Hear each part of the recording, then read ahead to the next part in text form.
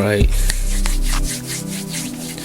Today we're gonna see llama art 3 videos on Christmas horror story. Why am I doing this? I should just watch. You know what? Wait, original link in the description and yeah. Okay. But what happened to llama art, bro? The last time I posted in like what, 4 years? Almost 5. Wait, hold on, what's the? Okay, just okay, bad. Last year on Christmas Eve, I was working late. I'm 23. Okay. I work in New York City and commute home every day on the train. Since I'm one of the younger ones in the office, I got stuck with one of the worst shifts. So I wasn't able to get home until 5 o'clock. Nigga, my family had... I'm sorry. 5? So I could know I would just quit the job. I was like, let me stop. I already left a whole hour earlier to go to my cousin's house, so I had to drive alone. After having a quick snack before the half-hour drive, I got back in my car and put my cousin's address into my phone. Okay. Halfway through the drive, it started snowing. There's a man right there. I got to my cousin's house around 6 o'clock. It was snowing heavily by this point, and I just made it in time to catch everyone starting dinner. Okay, I brought all of my gifts inside and cheerfully said hey to everyone. I stayed until around 11 o'clock. The rest of my family left a little sooner. But I stayed an extra half hour or so just to hang out before leaving myself. Bro. By the time I was leaving, the ground had accumulated at least 2 feet of snow, and it wasn't even done snowing. The drive home was nightmarish. The roads were hardly even plowed. Bro, you should just stay at your cousin's house. I had to drive under 20 miles per hour on most roads. The roads were completely dead at this point, though. Most likely because everyone was smart enough to go home before the snow accumulated. Eventually, I turned onto a main road that I'm sure would usually be bustling.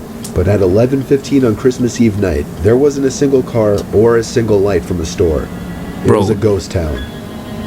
But then I did notice the flashing taillights of one car. It was parked on the side of the road. You better not talk to him. Seeping out from its exhaust with the taillights giving it a red tint. It's red. You better not. As I got closer, I realized there was somebody next to the car waving their hand in the air. Oh my God, he's stupid. I assumed something was wrong and they needed help. So, me being the good Samaritan I am, I pulled up behind the car. When I opened my door, the guy approached me immediately, barely even giving me... Hell no, what's wrong with you? Bro, back up. Why you get out of your car? Bro, I swear, just drive your car, roll down the window, be like, hey, sir, are you alright? Or drive home. He don't let us listen, huh? Got me messed up, man. I'm sorry. He was an average-sized man, probably 5'10" to 180 pounds. He spoke in a very demanding voice, asking me if I know anything about fixing an engine. What's wrong? I told him I didn't know much about cars. The guy responded very quickly to everything I said. He told me it's fine. He went inside of his car for a second, popped open his trunk, came back out, and told me to just wait by the trunk for a second. What the fuck is it? I had no idea what he wanted me to do. Sir, I was really confused. He walked over to the front of his car, and I heard him open the hood. I couldn't see anything he was doing since the trunk was blocking my view, and the loud wind of the snowstorm overpowered any small noises he might have been making. I put my hand on the back of the car and leaned my body in anticipation. Why you turn your back? Why you turn your back? Bro, why you got us? You see, if you see a red, someone looks suspicious, drive home. On Christmas Eve, he's crazy, just drive. As I took advantage of the few seconds I had to get out of the trunk, I took out my keys. He tried to grab me now, and I dug my house key right into his neck. He fell to his knees, and his scream echoed down the deserted street. I was in my car and halfway down the road before he could even get up from his knees. A little further down, I called 911 and reported the guy. Oh, y'all. I came back in 10 minutes to find blue and red lights illuminating the windows of the deserted stores. Oh, hell yeah. This is why I like this. This is what you should do. Sucker, you see someone in the road, do not help them. Just keep going. I don't know why. But let me do something. No. The guy who tall and The police held him until the ambulance arrived for him. I watched the whole thing, and nothing ever felt better in my life. Go home. I got home safely half an hour later and told my family everything. I was still very shaken that Christmas, and this remains possibly the most horrific thing I've ever experienced. Never drive late at night. Just stay at your cousin's house, bro. Anyway, alright, the next one is the true snowstorm. Okay, let's see this. My name is Ethan, and I'm a photographer. Oh, just like me. I took a trip last year with my wife to the Colorado mountains for an art project. My wife is also an avid skier, so she talked me into adding skiing into the trip. We had the option to book a room at a ski resort or rent out a private log cabin. The second one seemed more romantic, so I picked that one. Plus, it didn't hurt that it was cheaper. The cabin was nothing luxurious or anything. It was a single floor, 4-room little thing. Well, A 2-person bedroom, scary, a small living room, a kitchen, and a bathroom. It may have been small, but the actual idea of being secluded in a warm log cabin during a blizzard was amazing. However, the storm was interfering with the cable signal, so we didn't have much to do this one particular evening. It was just starting to get dark out at this point, but there was still a decent amount of light outside, so I thought it would be perfect for getting a few shots and videos in the blizzard for backgrounds and wall. Now I'm about to get mad. This is really... You want to go outside in the blizzard storm. Mind you, snowstorm. What's wrong with you? Wait until next morning. Please. Stop. Papers. I told my wife I'd be back within 10 minutes and slipped on my boots and coat.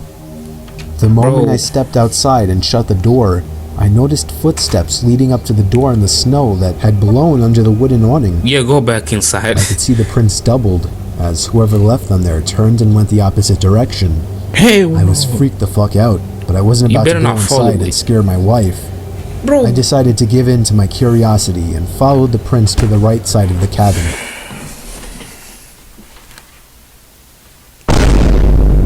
Bro, just why you... Oh my god, bro. You wanna... I just say do not follow. Curiosity. Right away, I noticed that they led to the bedroom window. Wait, hold on now. My heart froze in fear when I saw this. I could see my wife sitting on the bed using her iPad. She noticed me, and I waved. She laughed. I continued to follow the footprints around the cabin to the other side. They led to the living room window on the other side. The window's open? Someone was stalking us. But how long ago was the question? I found myself standing there for a good minute asking myself if I should follow the footprints anymore. For whatever reason, I decided I would. Oh my god, we were now leading away from the cabin. I knew I was following the prints to where this person was going, not coming from, simply by the boot marks. Imagine that was your boot mark. I followed the prints away from the opening and into the trees. That was where I saw him. A man wearing a black coat facing a tree, slouched down looking at the ground. Turn around. He was still as a statue, and I could see the snow Nah. I'm sorry, but you just gotta turn around. What's the point of this, bro? Is this even a trivia? If a story pulling up on his hood and shoulders. I froze in my tracks, trying not to make a sound. I would have thought to ask him if he needed help otherwise, but this guy was just standing there, not doing anything, like some kind of deranged freak. Wait, hold on. That's a person. I started to gradually move backwards without even turning around, making sure this man didn't turn around or notice me. Good thing. Just keep backing When I got up, at a visual distance, I turned around and stomped through the snow back to the cabin. When I slammed the door shut, my wife came over to see what was wrong. I saw worry in her eyes. I guess she saw the worry in mine. She knew I saw something, and after a few minutes of harassment, I finally told her what I saw. She immediately started packing her things, telling me we're leaving right away. Yeah, I do the same thing. I told her I will do the same thing. I will pack my things. We packing. We leaving, because staying there and there's a person stalking you.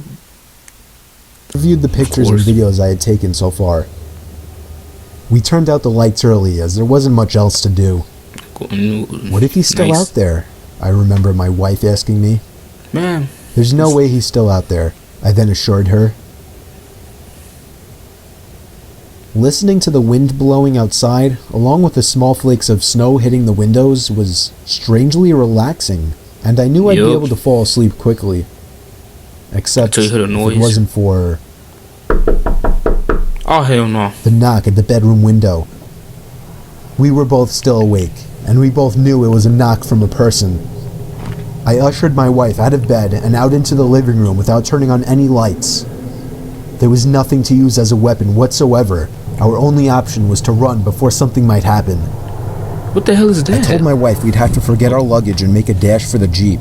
Hey, we slipped on our boots and coats in the dark in a matter of seconds, and when we heard a knock at the living room window from the opposite side of our car, we took that opportunity to run. That's a person. You can just box him and then... Anyways. I pressed the unlock button, so grateful I chose to have remote locks on my Wrangler, and we hopped in. Oh, you're lucky.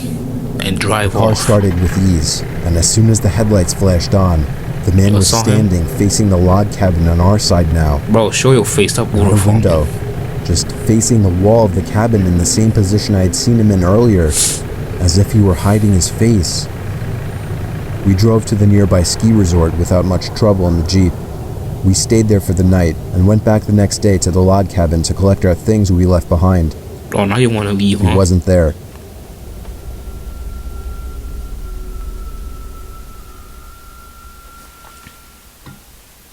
Now you want to leave?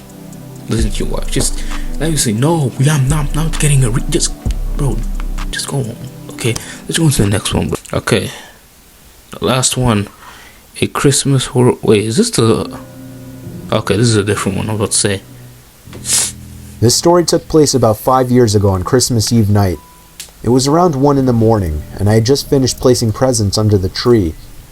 I went upstairs to brush up and everything, then came back downstairs to the kitchen to get a glass of water before bed. My son Jake, who was 4 at the time, was standing by the stairs leading to the basement. Oh, why you gotta go? I asked him what he was doing up so late. He pointed down the stairs and said, "Santa." I picked him up and carried him back to his room. I took a glass of water and went to bed. I woke up around an hour later to my son running down the hall outside my room. I sighed and got out of bed. As I was going down the stairs, I saw Jake by the tree looking at presents. Then he ran past me into the basement stairs again. He pointed down the stairs again. This time I looked down the stairwell, and my heart dropped as I saw a black figure sitting on the bottom step. Oh, I almost screamed. Nope. Like, why? How was this getting in your... Santa? Change house. Leave. I pulled my son quietly away from the basement door and closer to the front door of the house. I moved my hand away from my son's mouth to reach for the lock in the doorknob. I tried to pull the door open as quietly as possible, but it was pointless. The squeaky hinges let out the usual ear-piercing screeches, and I cringed in my mouth and eyes as I did. Suddenly, there were heavy stomps coming from up the basement stairs. I screamed and pushed open the storm door and practically threw Jake outside. Damn! What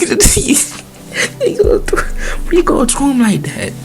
Like, they would throw him on the snow and he hit his face. Like, come on now. Shut both doors behind us and we ran to the neighbor's house. I rang the doorbell as fast as possible, probably 30 times before they answered. After that, we went inside and stayed there and waited for the police. Whoever that person was gone though, as determined after the police conducted a thorough investigation of the house. I ended up lying to Jake, telling him that actually was Santa Claus, but a few years later, he remembered the incident and became a little more wise to what actually happened.